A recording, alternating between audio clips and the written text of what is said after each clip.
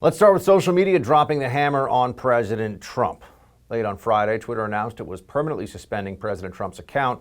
On its official blog, the platform explained its decision, stating, quote, "After a close review of recent tweets from the real Donald Trump account and the context around them, specifically how they're being received and interpreted on and off Twitter, we have permanently suspended the account due to the risk of further incitement to violence." Trump has also been suspended from Facebook and Instagram, with CEO Mark Zuckerberg announcing the ban would last at least another 2 weeks when Joe Biden takes the White House. In addition, payment processor Stripe has announced it would no longer be processing payments to the Trump campaign. But if you thought it was just President Trump who was being targeted for censorship, you'd be mistaken.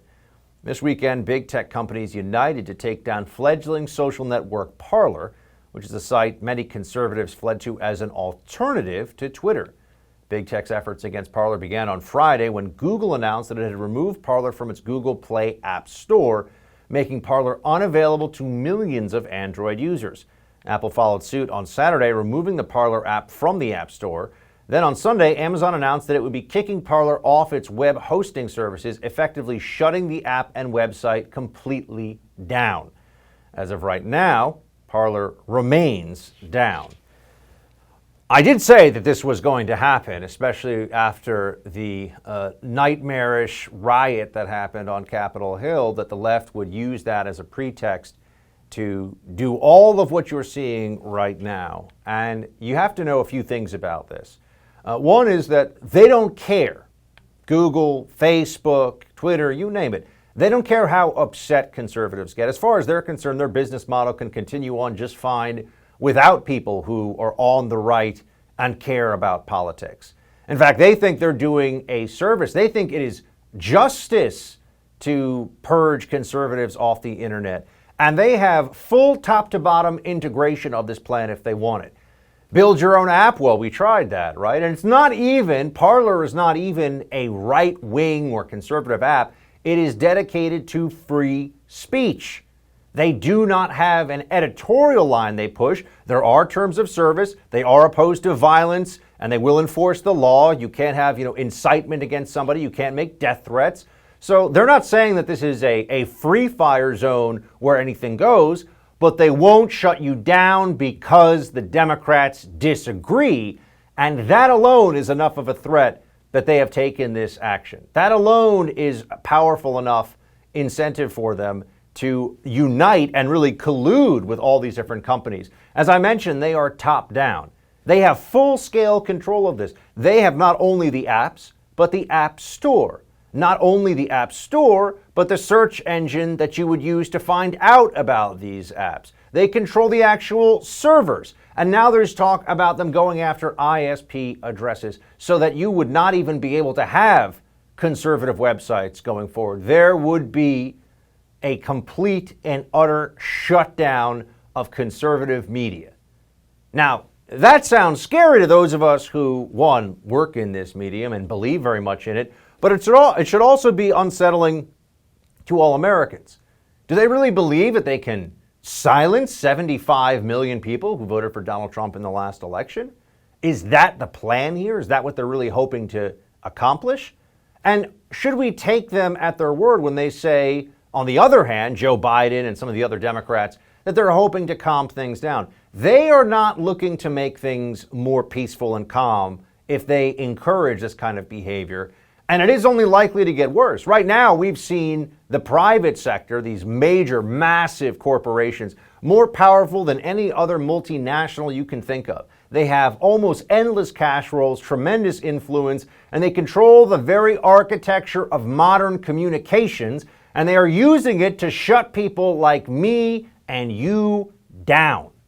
That's what is happening right now in America, and the Democrat Party is cheering it on.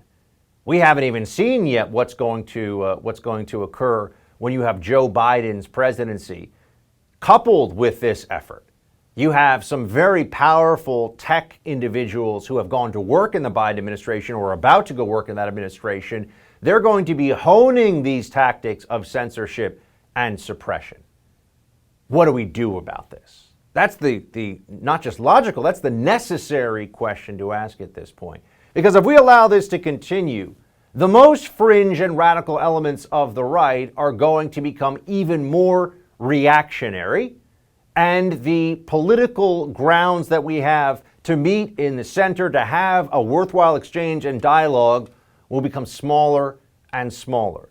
They cannot really successfully suppress these ideas. They can only prevent individuals from sharing them online. That's just going to make things more dangerous and going to elevate tensions. So what do? One, this. Those of us that still have a platform and have the ability to reach large numbers of people across the country have to sound the alarm. We have to try to impress upon those Democrats and those civil libertarians who still exist, although not in large enough numbers by any stretch, who understand that the First Amendment is not just a law, it's also or not just in the Constitution, and of course then has legal ramifications, but it is also a function of culture. We want to have a free and open society where you can share ideas with each other. And if we lose that, we lose a critical part of what is America. This is serious, my friends. And then we have to go to the courts. We have to sue. I see today Parler has sued Amazon for tortious interference and breach of contract.